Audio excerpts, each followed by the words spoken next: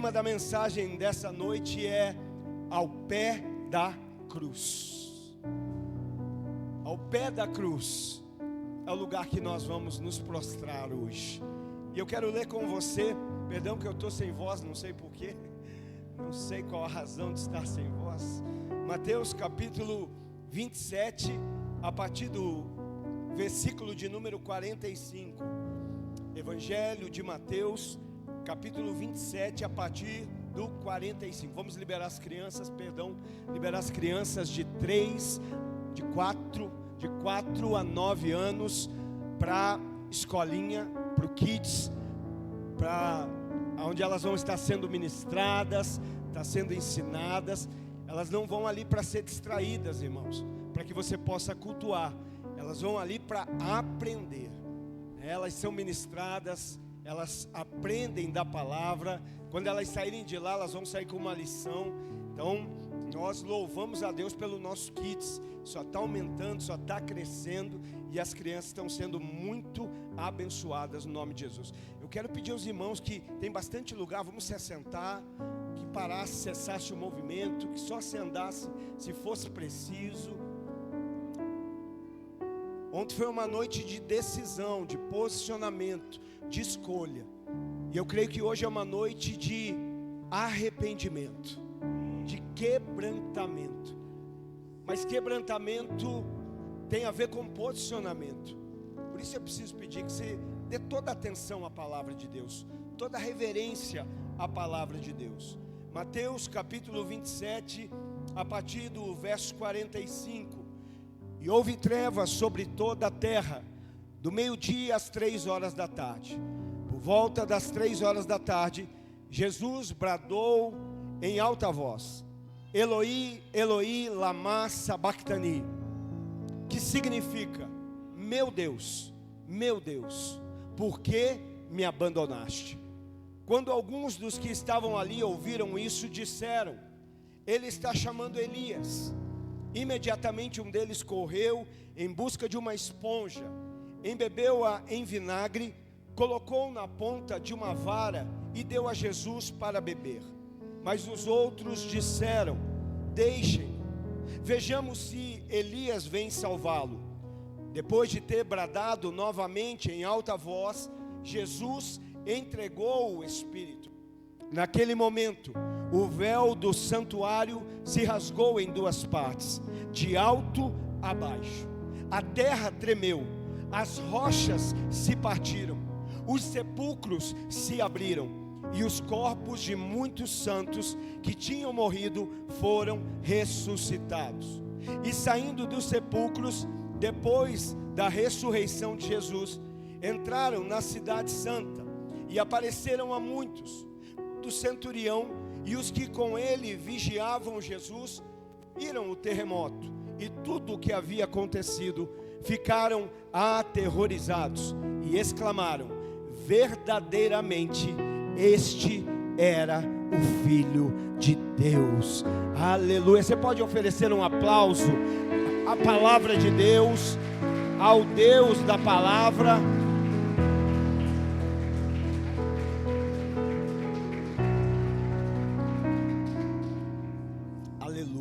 Graças a Deus.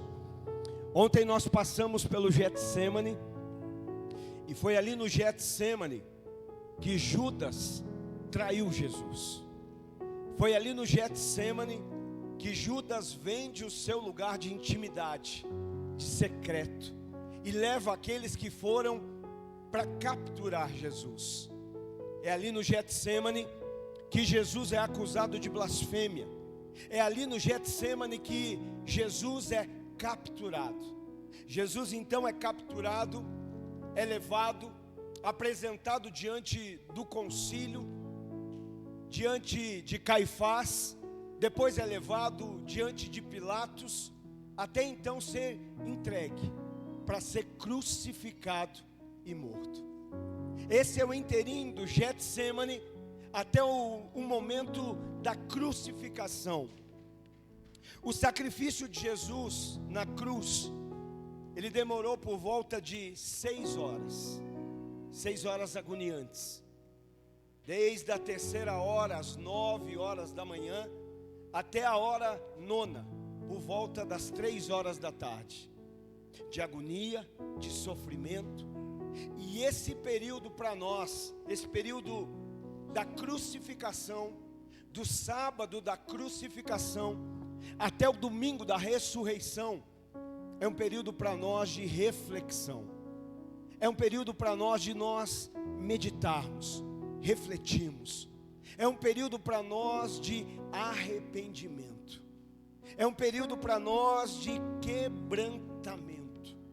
Esse é o momento de nós contemplarmos a cruz, contemplarmos o sacrifício de Jesus e olharmos para a nossa vida, contemplarmos a nossa vida. O verso 45 do texto de Mateus que nós acabamos de ler, ele diz que houve trevas sobre a terra. No momento do sacrifício de Jesus houve trevas, e na verdade densas trevas cobriram a terra, do meio-dia até as 3 horas da tarde. Densas trevas cobriram a terra. Embora alguns tentem argumentar que foi um eclipse, que foi algo dessa natureza, isso era improvável para aquela época, para aquele momento específico, porque era um período de lua cheia. Então isso não era naturalmente possível.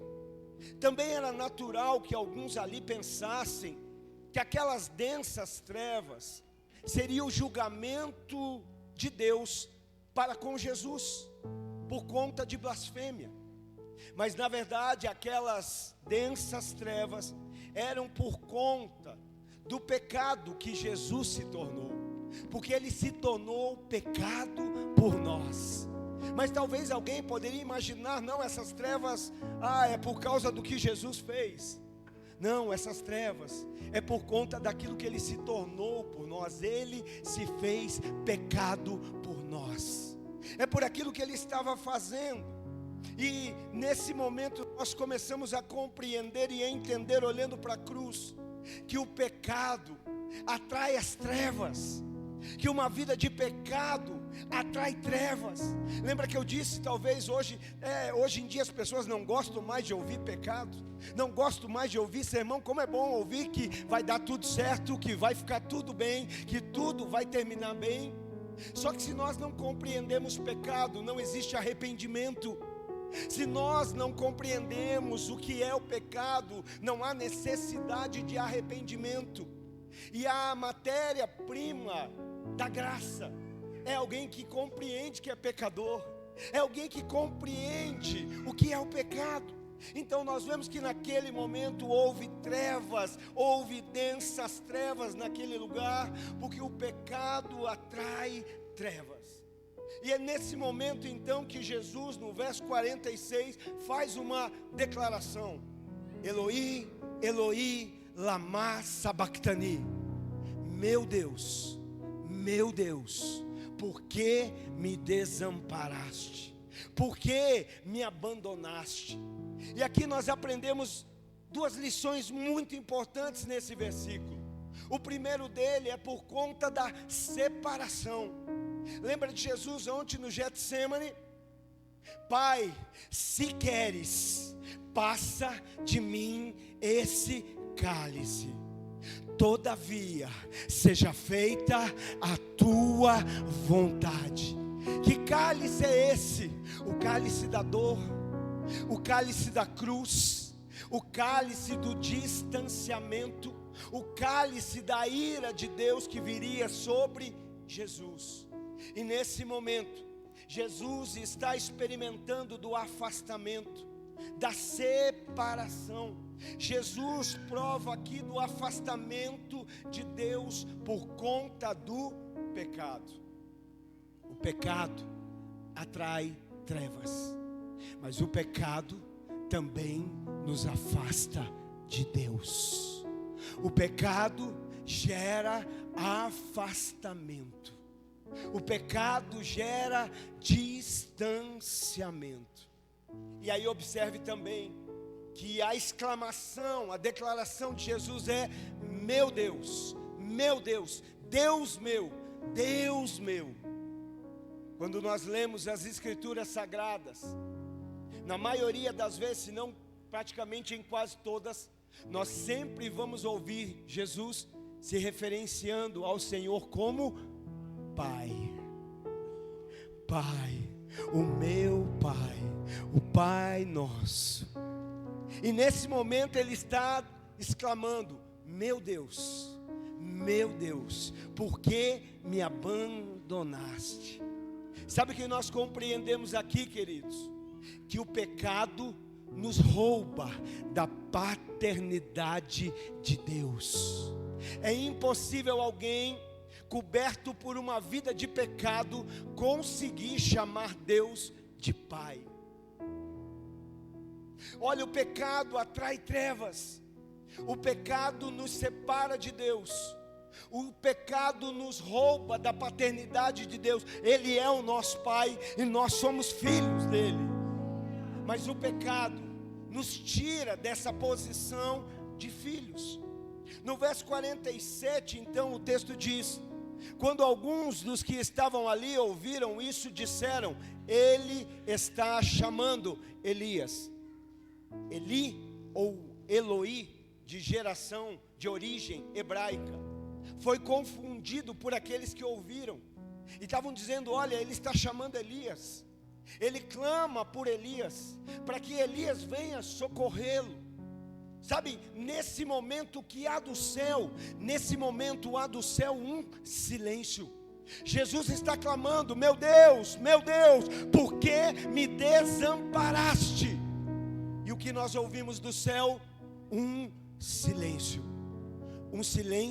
que ecoa, um silêncio que fala alto, um silêncio que faz parar, faz pensar, faz refletir.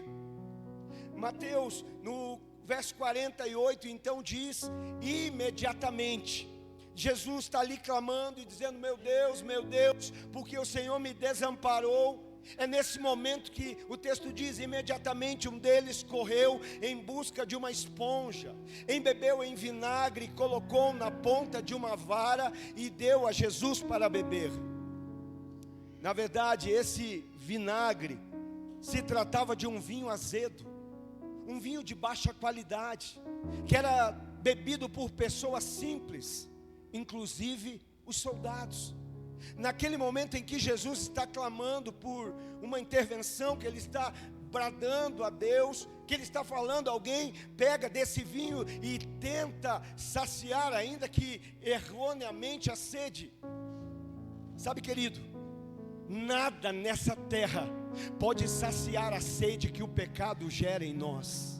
Nada nessa terra pode saciar a sequidão que o pecado gera em nós. Não há nada nessa terra que possa mudar a condição daquilo que o pecado gera em nós. Somente Jesus pode, somente a graça pode, somente Deus pode. Sabe, nada natural, nada pode, é só a graça, é só Deus. 2 Coríntios, capítulo 5 e verso 21, Paulo escrevendo à igreja em Corinto diz: Deus tornou pecador por nós aquele que não tinha pecado. Não, abra o teu coração nessa noite, abra bem os teus ouvidos para ouvir isso, para ouvir o que Paulo relata. Deus tornou pecador por nós aquele que não tinha pecado. Deus tornou pecador por você aquele que não tinha pecado. Deus tornou pecador por mim aquele que não tinha pecado. Aquele que não tinha pecado se tornou pecador por nós. Para quê? Para que nós, dá glória a Deus, diz aleluia, irmão. Ah, meu Deus, para que nele nos tornássemos justiça de Deus. Ele se fez pecador por nós. Ele se fez para que nós nos tornássemos justiça de Deus. Olha que lindo. Olha quanta coisa. Então Jesus na cruz, lugar que não era dele, está ali. Trevas, densas trevas, porque vem sobre ele o pecado de toda a humanidade. E o pecado atrai trevas, o pecado atrai escuridão. Ele olha para o céu e brada: meu Deus, por que me abandonou? Porque o pecado nos afasta, o pecado nos leva para longe de Deus. Eles tentam saciar a sua sede, dando algo que não é agradável. E aqui nós vemos então Jesus ali, nesses momentos, quando no verso 50, a Bíblia diz então: depois de ter bradado novamente em alta voz, Jesus entregou o Espírito. Eu gosto da versão de João 19:30, e a Bíblia diz então, entregando o Espírito ao Pai, disse: está consumado. Tetelestai. Está consumado. Você pode dar um glória a Deus, você pode dizer um aleluia ao está consumado, ao tetelestai. Aleluia, está consumado. O verso 51 então diz que naquele momento o véu do santuário se rasgou em duas partes, de alto a baixo. Coisa linda. Véu, cortina, que havia desde os tempos de Moisés, que sempre houve no santuário, aquela cortina, aquele véu que separava o santo dos santos do resto do templo, do restante do templo. De acordo com a Mishnah, que é a declaração oral da lei judaica, o véu tinha 18 metros de altura, 9 de largura e 12 centímetros de espessura. Pensa no véu, 18 metros de altura, quase 10 de largura, 12 centímetros de espessura. Esse era o véu. Diz que quando estava molhado era necessário 300 homens para erguer aquele véu. 300 homens para erguer aquele véu. Olha só, tamanho, largura, espessura. Mas nesse momento que a Bíblia está dizendo que o véu se rasgou, de alto a baixo, o véu se rasga. Isso é tão maravilhoso. Você precisa compreender o véu que fazia a separação entre o homem e Deus. No momento do sacrifício da cruz, no momento em que Jesus, entregando o seu Espírito ao Pai, diz: está consumado. Aquilo que separava é rasgado, de alto a baixo. Aquilo que antes separava, agora já não separa mais. Aquilo que antes estava fechado, agora está aberto. Aquilo que antes era intransponível, agora há acesso. O véu se rasgou. A partir do sacrifício de Jesus, o véu se rasgou. Você consegue compreender isso? Um ambiente, um lugar onde somente um homem específico, sacerdote, devidamente preparado, poderia acessar. E num dia determinado, somente uma pessoa, somente um homem determinado, sacerdote, somente um dia específico determinado, no dia da expiação, somente poderia dessa forma acessar. Mas agora o véu se rasgou, agora o acesso está liberado, agora o véu foi rasgado, agora está aberto, agora já não separa mais. Mas entenda, Isso exige arrependimento. Está aberto, está rasgado, está liberado, mas nós precisamos entender o que isso significa. Em Cristo foi abolida toda e qualquer separação entre o pecador arrependido e Deus. Não, só o irmão entendeu. Em Cristo foi abolido todo tipo de separação entre um pecador arrependido e Deus. Já não há mais separação. O véu se rasgou, o acesso foi liberado. Nós temos livre acesso. O fato, eu acho isso lindo, né? Porque a Bíblia não diz que o véu se rasga de baixo para cima. O véu se rasga de cima para baixo, porque isso é coisa que o homem não poderia fazer. E isso só Deus, e Ele o fez. Sabe, de cima para baixo, sem contato humano, demonstra que o Senhor abriu um novo e vivo caminho, sua presença. O Senhor abriu. Hebreus 10, 19 a 20. Portanto, irmãos, temos plena confiança. Coloca isso no teu coração, coloca isso na tua mente. Tenha confiança. Tenha confiança. Para quê, pastor? Para entrar no Santo dos Santos, pelo sangue de Jesus. Não é por méritos nossos, é por aquilo que Ele fez na cruz. O véu se rasgou e agora nós podemos entrar ousadamente, confiadamente, a acessar o Santo dos Santos. Pelo sangue de Jesus, por um novo e vivo caminho, que Ele nos abriu por meio do véu, isto é, do seu corpo. Aleluia. Ergue sua mão e declara, já que nós estamos declarando, diga aí: eu posso ousadamente acessar o Santo dos Santos. Aleluia. Pelo sangue de Jesus, um novo e vivo caminho que Ele nos abriu por meio do véu, isto é, o seu corpo. Aleluia. Tenha confiança, ouse. Sabe, é tão importante nós entendermos isso. Olha como nós precisamos compreender, né? Nós vimos aqui os relatos de tudo que estava acontecendo, e aqui nós estamos vendo que nós temos acesso, que nós podemos acessar, que hoje nós podemos entrar de maneira ousada.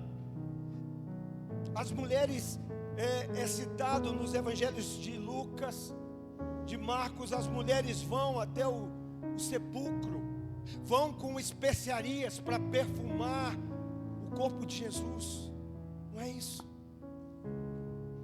E aqui nós estamos vendo o momento que o véu se rasga, que o véu foi rasgado, que o acesso foi nos dado, que nós podemos entrar ousadamente a um novo caminho, a um acesso. Deus já preparou esse novo caminho, e nós precisamos desfrutar. Consegue entender? O pecado traz trevas, o pecado traz escuridão, o pecado nos afasta de Deus, o pecado nos distancia do Senhor, o pecado nos rouba da posição de filhos. Deus nos criou para ser filhos, filhas, mas o pecado nos tira dessa posição. Mas Jesus na cruz está ali morrendo no nosso lugar, se entregando por nós. O véu se rasga, e hoje nós temos acesso. Nada mais nos impede, nada mais pode nos deixar longe. Pecadores arrependidos que têm acesso ao coração do Pai, que têm acesso à presença do Pai, que têm acesso para desfrutar. E no verso 54, então a Bíblia diz: quando o centurião e os que com ele vigiavam Jesus viram o terremoto e tudo o que havia acontecido, ficaram aterrorizados e exclamaram: verdadeiramente, esse era o Filho de Deus.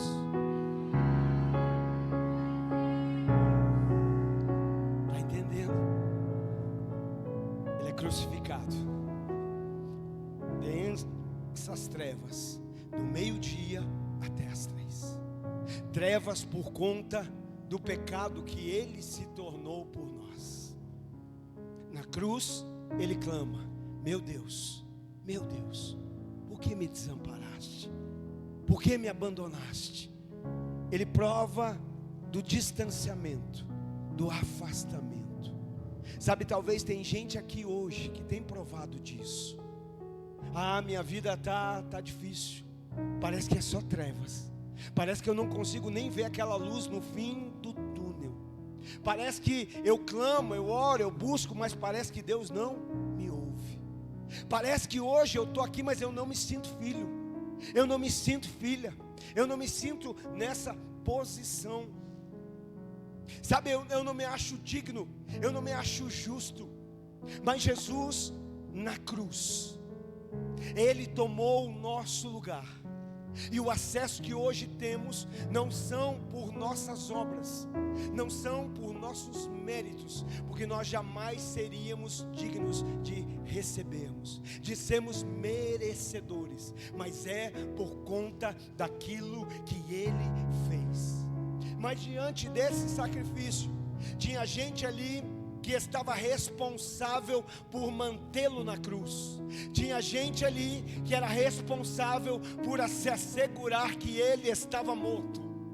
Você está entendendo o que eu estou dizendo? Que tem gente que fica perto só para ver, vai acabar aí, terminou aí, vai morrer, aleluia. Mas Deus é poderoso, Deus é poderoso. A Bíblia diz, Efésios 3:20, aquele que é poderoso para fazer infinitamente mais do que pensamos ou pedimos, de acordo com o seu poder que atua em nós.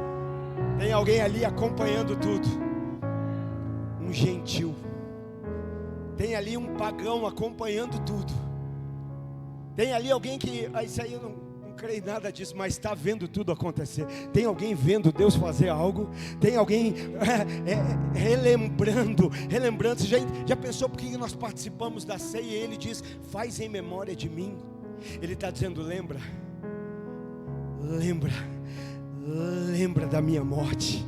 Lembra da minha morte, anuncia a morte do Senhor até que Ele venha, porque essa lembrança precisa produzir algo em nós, essa lembrança, e o soldado está aqui, o centurião está aqui acompanhando tudo, mas o que a Bíblia diz, que quando o centurião que vigiava, está ali para vigiar Jesus, não está ali porque crê, não está ali porque segue, não está ali porque nem ao menos se agrada, mas está ali para vigiar.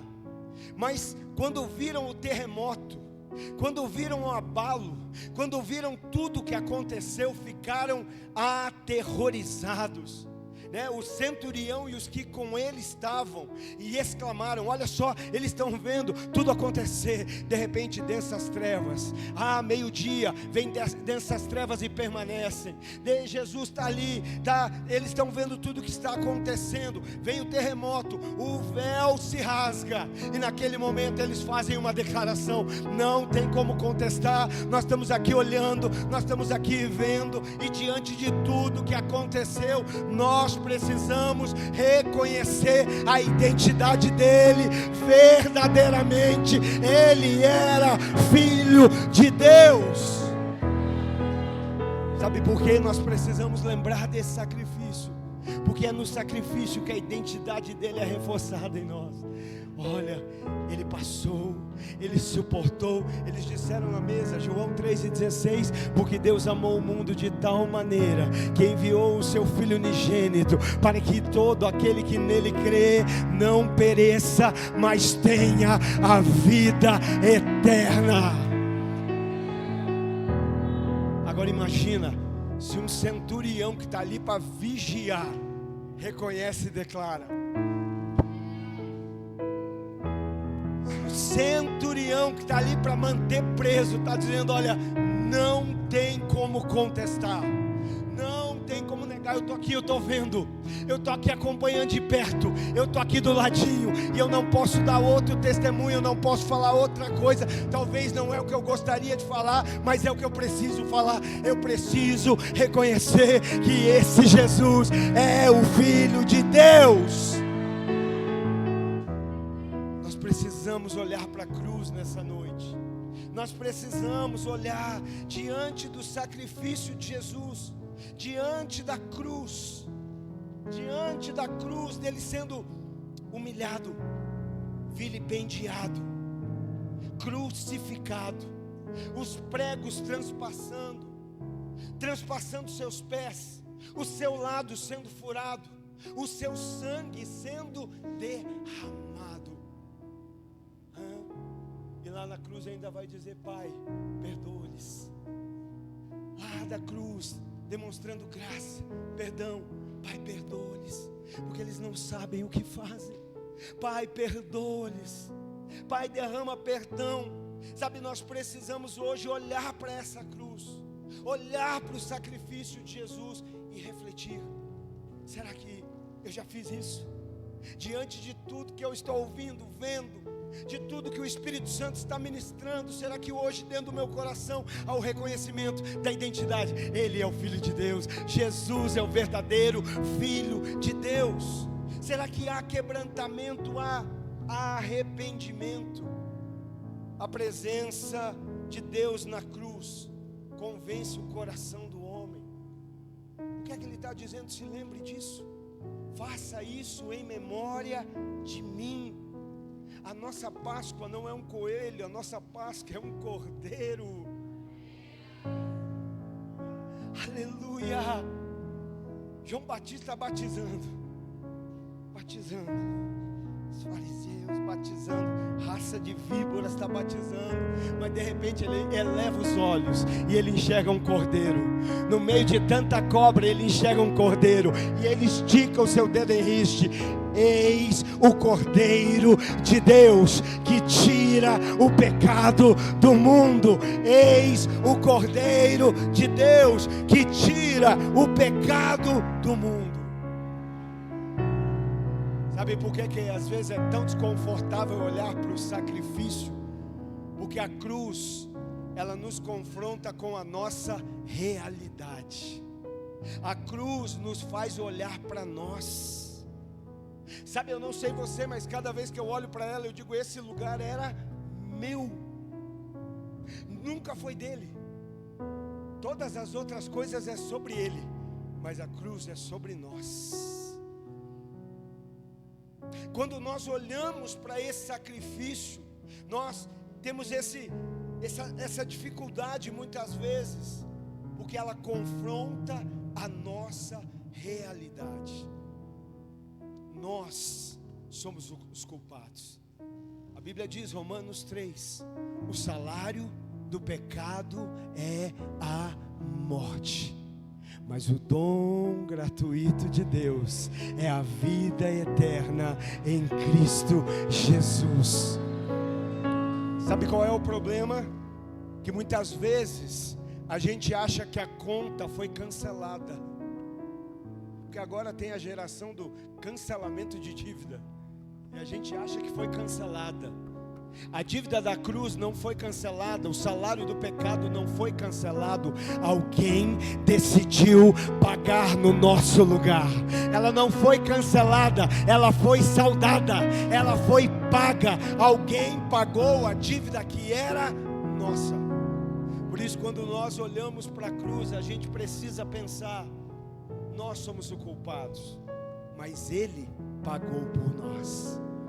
Somos nós merecíamos o castigo, mas Ele foi castigado por nós, e o castigo que estava sobre Ele nos trouxe paz. Olha só, nós éramos os culpados, mas Ele tomou a culpa que era nossa. Nós éramos que merecíamos ser castigados, mas Ele foi castigado no nosso lugar. Nós merecíamos ser envergonhados, nós merecíamos a vergonha, mas Ele foi envergonhado no nosso lugar. Nós merecíamos a morte, mas Ele morreu por nós. Que hoje a gente possa pensar um pouco nisso, que a gente possa refletir acerca disso, acerca do sacrifício da cruz, acerca daquilo que Ele realizou, acerca de Ele tomar o nosso lugar. Aquele que não tinha pecado se fez pecado por nós, morreu a nossa morte, e mais do que isso, nos deu a sua vida. Sabe, que hoje a gente possa, lembra que eu disse, ontem foi noite de seja feita a tua vontade, mas hoje, irmãos, é noite de a gente se arrepender. Hoje é noite de a gente olhar para a cruz e lembrar o que era nosso, mas Ele passou por nós. Lembrar o que cabia a nós, mas Ele tomou o nosso lugar. Ele veio e se fez sacrifício por nós, por mim, por você.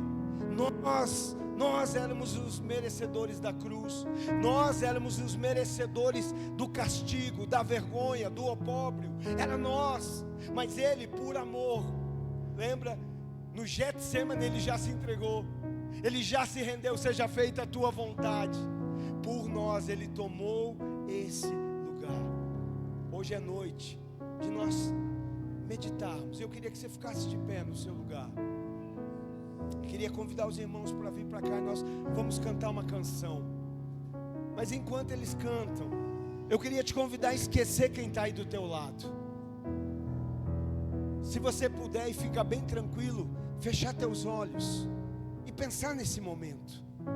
Pensar que aquilo que o teatro ministrou nas nossas vidas, aquilo que a palavra de Deus está nos ensinando, do sacrifício de Jesus, do teu, do meu, do nosso Jesus, indo para aquela cruz, sendo ali envergonhado, sendo humilhado, sendo cuspido, ali Ele sendo castigado, Ele sendo ferido, levando chibatadas, Ele ali tendo sobre a sua cabeça uma coroa de espinhos, lhe ferindo, e tudo isso Ele fez por nós, por amor a nós.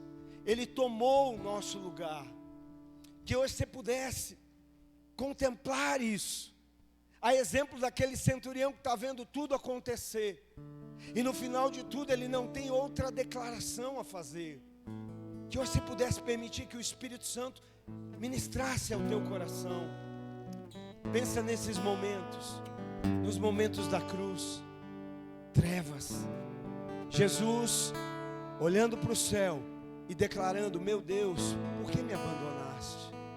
Ele sentindo sede e recebendo um vinagre em seus lábios. Pensa nele, entregando o Espírito e declarando: está consumado.